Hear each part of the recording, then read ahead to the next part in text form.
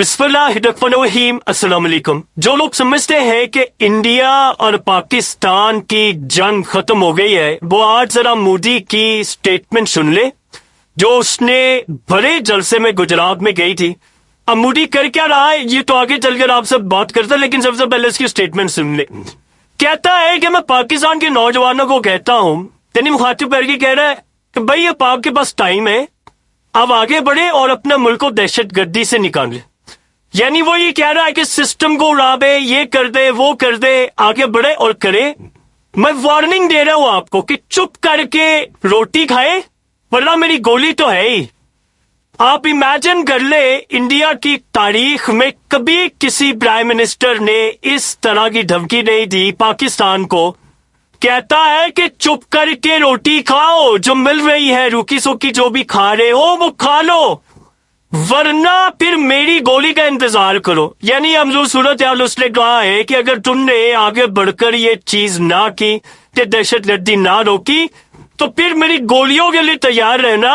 अब मेरी गोलियां, यानी आप सोचो उसने मिसाइलों की बात ही नहीं की, उसने ड्रोन स्ट्राइक की बात ही नहीं की, वो सीधा सीधा बात कर रहा है कि अब मैं फौज उतारूंगा पाकिस्तान में और तुम लोग हो गए हमारे सामने हमारी गोलियों के।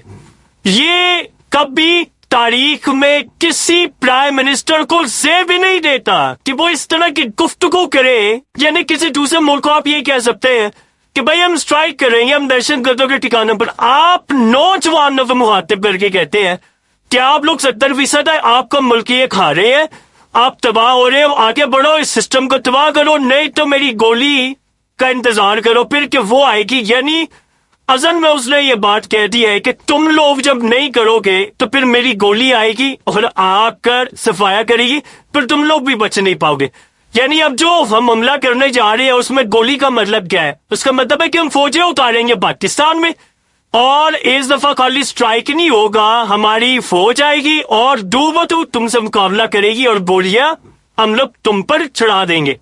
अब आप इमेजिन करें कि किसी दुनिया के मुहज्जम माशरे में ये मामला होता है। देखिए असल में मसला क्या है, उन्होंने पाकिस्तान का रोक लिया हुआ है पानी, पाकिस्तान का उन्होंने पानी रोका है। जब पाकिस्तान का उन्होंने पानी रोका है तो उन्होंने ये देखा है कि अभी तक तो इस सूरत हाल में कोई एक्शन नहीं हुआ पाकिस्तान की जानिब से।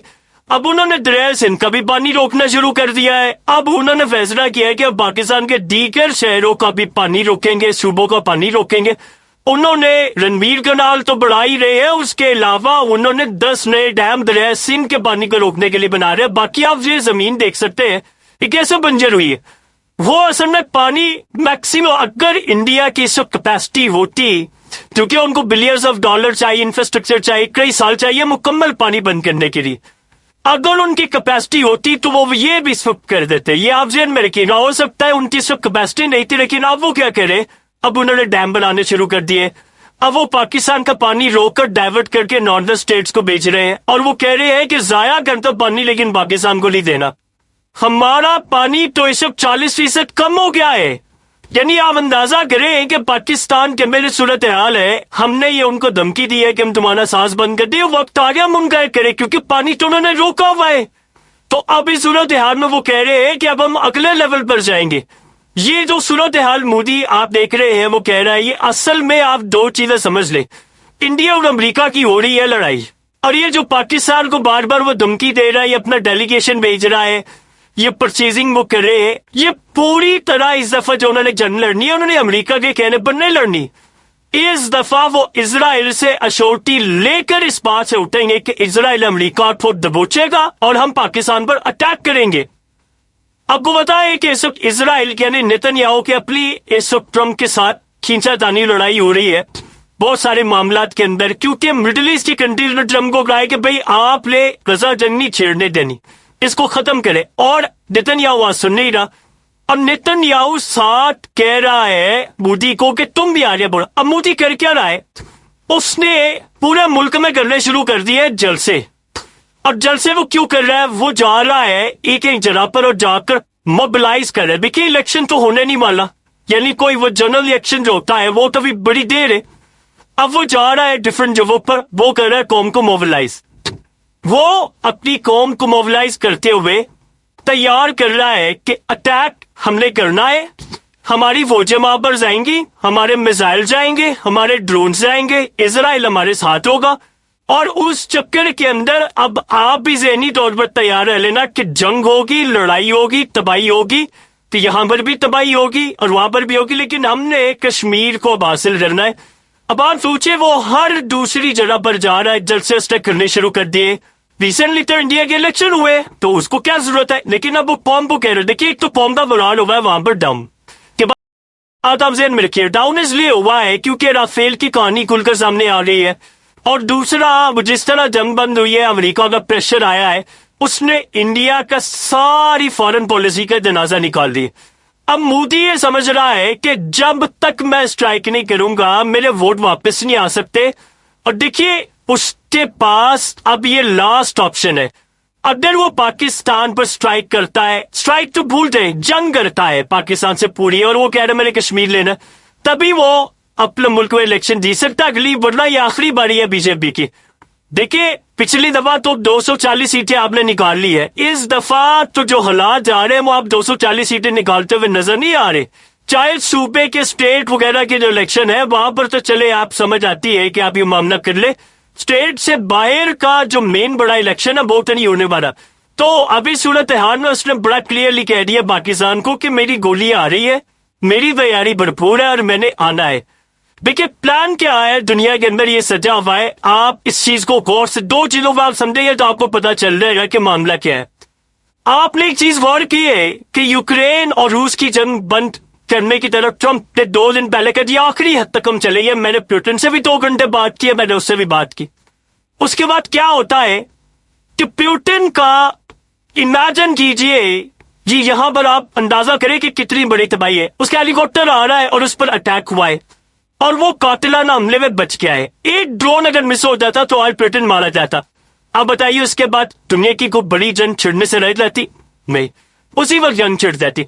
اسرائیل کا معاملہ دیکھ لے, وہ کہہ رہا ہے کہ میں پوری فل فلیج وار غزہ میں سے شروع کر دی ہے اور وہ مکمل طور پر اس کو ٹیک اوور کرنے کو تیار ہے, اور باقی علاقے بھی لاکھوں لوگوں کو وہ کہتا ہے میں نے ٹارگیٹ کرنا. یعنی وہاں پر ایک جنگ ہے, پھر اس نے کہہ دیا ہے شام کے اندر جنگ ہے, اور اس کے بعد وہ ترکی تک لے کر جا رہا ہے. یہ ایک معاملہ.